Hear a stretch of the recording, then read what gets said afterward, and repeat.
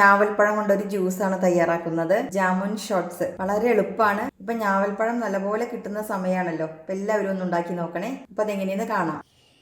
അപ്പോൾ ഇതേ നിറച്ച് 2 കൈപ്പിടിയോളം ഞാവൽപ്പഴം എടുത്തിട്ടുണ്ട്. ഇത് കുറച്ച് നേരം ഉപ്പുവെള്ളത്തിൽ ഇട്ടിട്ട് കഴുകിയെടുത്തതാണ് കേട്ടോ. ഇപ്പൊ ധാരാളമായിട്ട് കിട്ടുന്ന സമയമാണല്ലോ, മഴക്കാലത്താണല്ലോ ഇത് കിട്ടുക. അപ്പോൾ എല്ലാവരും ഉണ്ടാക്കി നോക്കണേ. ഇനി നമുക്കിത് കുരുവൊക്കെ മാറ്റാം.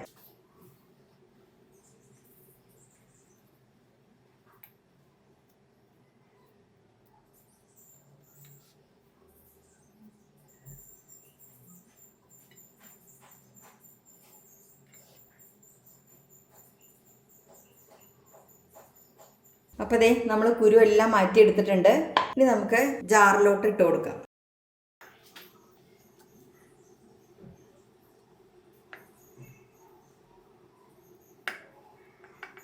എന്തൊരു ഭംഗിയാലേ ഇതിൻ്റെ കളറ് കാണാനായിട്ട്.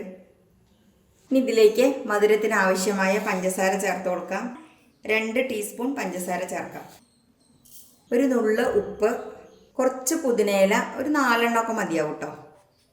കുറച്ച് ഐസ് ക്യൂബ്, ഒരു 3-4 എണ്ണം ഇട്ട് കൊടുക്കാം. ഇതിൽ നമ്മൾ 2 ടേബിൾ സ്പൂൺ ചെറുനാരങ്ങ നീര് കൂടി ചേർത്തിട്ടുണ്ട് കേട്ടോ. അത് നമ്മുടെ വീഡിയോയിൽ പെട്ടിട്ടില്ല. അപ്പം അതാരും ചേർക്കാൻ വിട്ടു പോവരുത്.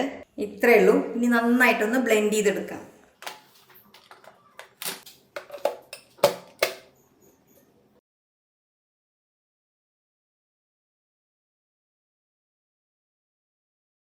ഇനി നമുക്ക് ഒരു ഗ്ലാസ്സിലോട്ട് ഒഴിക്കാം.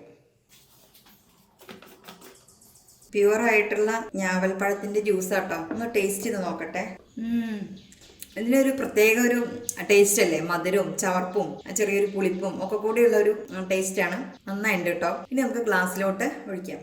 അതിന് മുന്നേ നമുക്ക് ഒരു പ്ലേറ്റിൽ കുറച്ച് ഉപ്പെടുത്ത് വയ്ക്കാം. അതുപോലെ നമ്മൾ ഏത് ഗ്ലാസ്സിലാണോ സെർവ് ചെയ്യുന്നത് ആ ഗ്ലാസ്സിൽ ഇതുപോലെ ഒരു ചെറുനാരങ്ങയുടെ കഷ്ണം എടുത്തിട്ട് ചെറുതായിട്ടൊന്നിങ്ങനെ തേച്ച് കൊടുക്കാം കേട്ടോ. ചെറുതായിട്ടൊന്ന് തേച്ചാൽ മതി. എന്നിട്ട് നമുക്ക് ഈ ഗ്ലാസ് ഒന്ന് ഈ ഉപ്പിൽ ഡിപ്പ് ചെയ്യാം.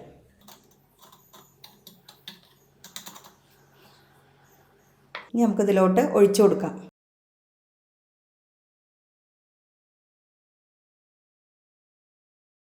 ഒരു ഭംഗിക്ക് വേണ്ടിയിട്ട് ഒരു പുതിനയില ഇതുപോലെ വെച്ച് കൊടുക്കാം. അപ്പോൾ നല്ല ടേസ്റ്റി ആയിട്ടുള്ള നമ്മുടെ ഞാവൽപ്പഴം ജ്യൂസ് റെഡി ആയിരിക്കുകയാണ്. അപ്പോൾ എല്ലാവരും ഒന്ന് ഉണ്ടാക്കി നോക്കണം കേട്ടോ. നമ്മൾ സെർവ് ചെയ്യുമ്പോൾ ഇതുപോലെ ഭംഗിയൊക്കെ ആക്കിയിട്ട് വെക്കുകയാണെന്നുണ്ടെങ്കിൽ ആർക്ക് കണ്ടാലും ഒന്ന് എടുത്ത് കഴിക്കാൻ തോന്നൂലേ. ഇഷ്ടമില്ലാത്തവർക്കും ഒന്ന് എടുത്ത് കഴിക്കാൻ തോന്നും. അപ്പോൾ നല്ല ഭംഗിയായിട്ട് ഇതുപോലെ സെർവ് ചെയ്ത് എല്ലാവരും ഉണ്ടാക്കി കുടിക്കൂ.